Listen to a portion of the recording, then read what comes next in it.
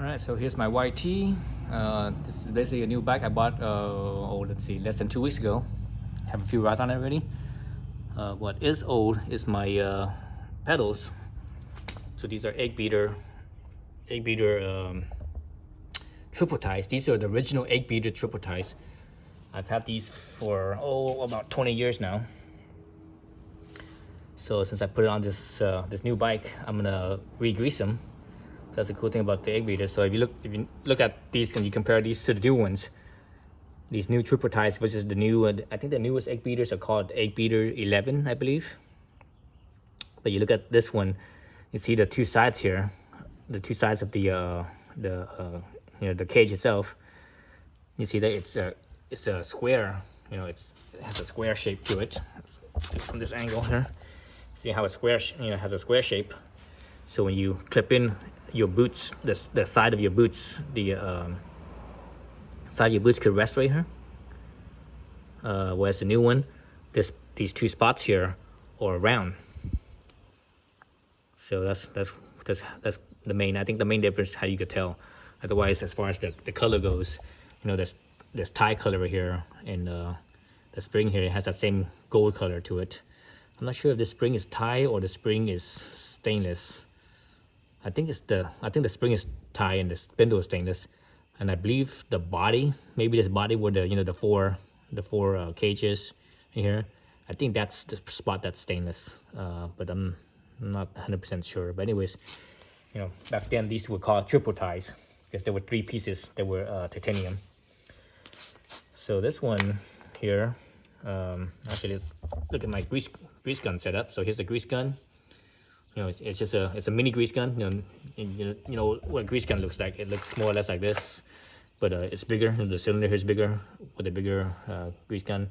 I actually used to have one of those, but I rarely ever use these things. I actually gave it to someone, and I bought a small one. And it comes with a zerk fitting right here.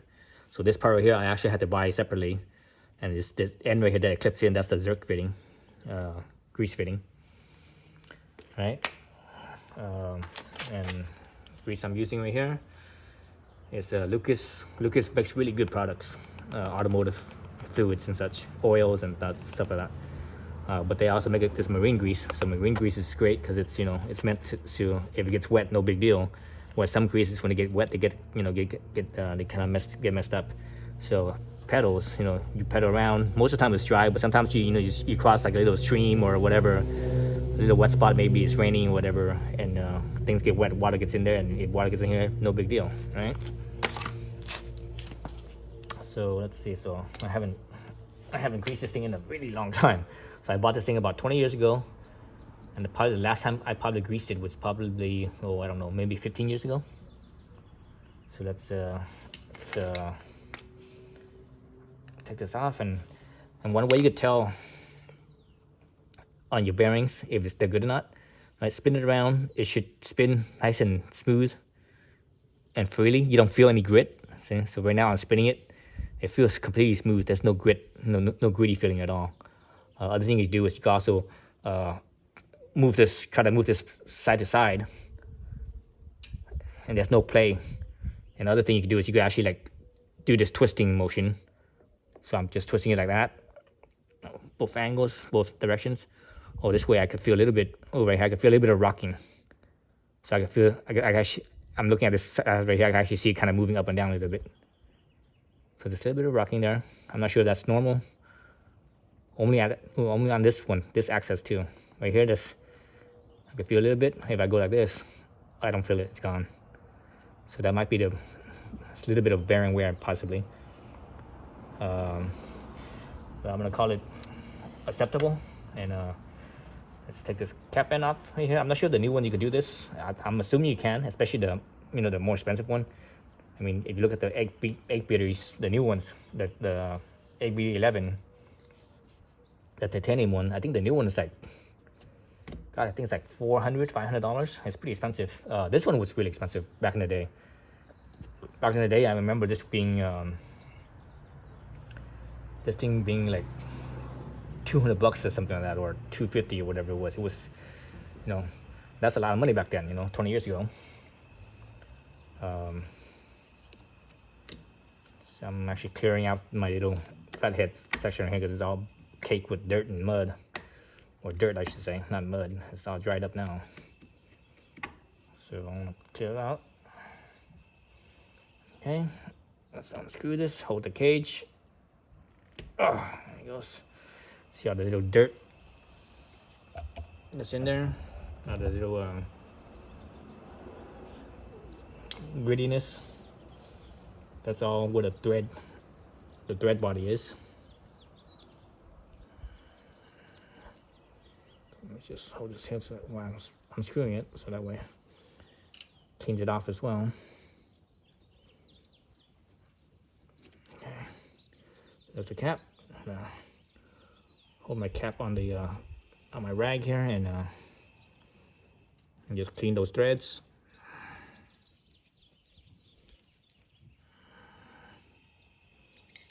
Oops.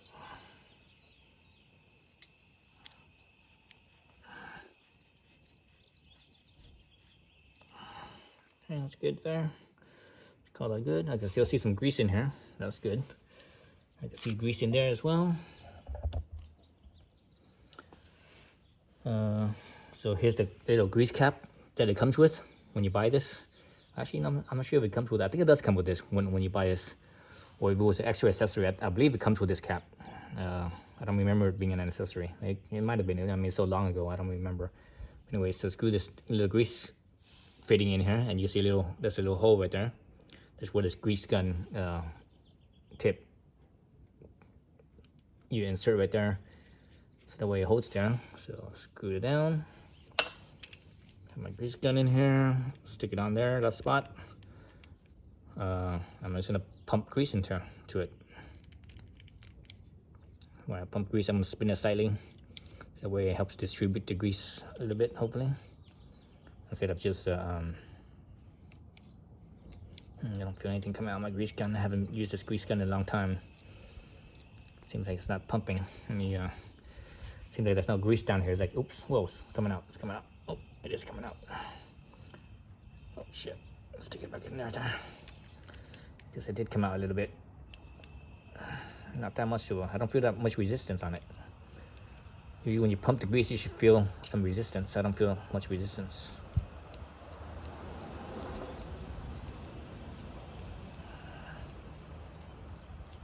Yeah, I don't feel much resistance at all. I should be able to feel that resistance. I can see the grease coming out, but it's not enough where it's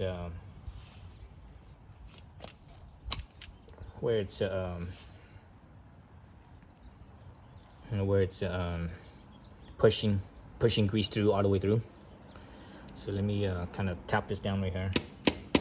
Hopefully the grease could come down to the bottom, or come down to where the pumping mechanism is. Yeah, I haven't used this grease gun in, jeez, how many years now? It's been quite a few years as well.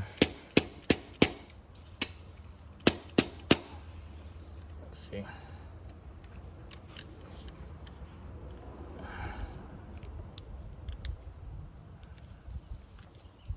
Oh, there it goes. Now I can feel the resistance. Now it feels hard. Okay, oh, there you go. You can see the spindle side over here on my fingertip. You can see that grease coming out, building up a little bit. Again, I'm gonna pump it a few times, make sure that I get that grease distribution on there. So I think that's good. Let's call that good.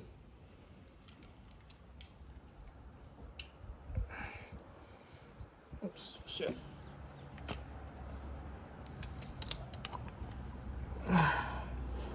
Okay, there's a little bit of grease on the tip, and then wipe off the tip. Okay, there's a little bit of grease here and there. Get grease everywhere. Wipe off my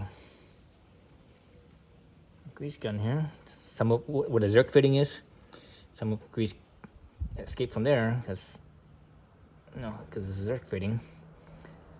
That tends to happen because the jerk fitting is not completely sealed. It's pretty well, connected, but it's not perfectly sealed. Like, it's not. It's because it's just kind of a clip. It just clips on. It's not a screw. it doesn't screw on or seal. Basically there's no seal to it. That's why it leaked out. It leaks out like that. All right, so there's a little grease here, a little grease there. Let me wipe this down right here. I don't get grease everywhere. Otherwise, you know, grease is kind of a pain in the butt to clean off, and you get it everywhere.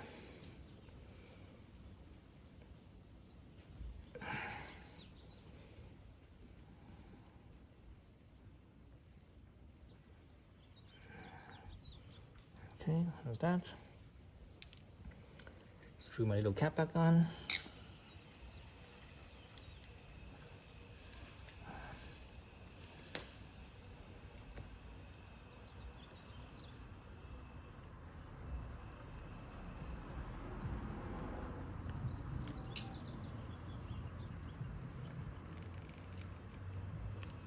Okay.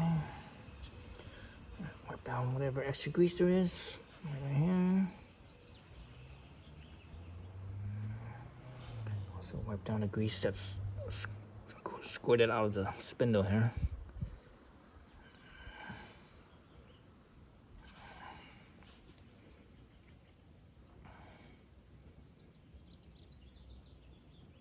Jeez.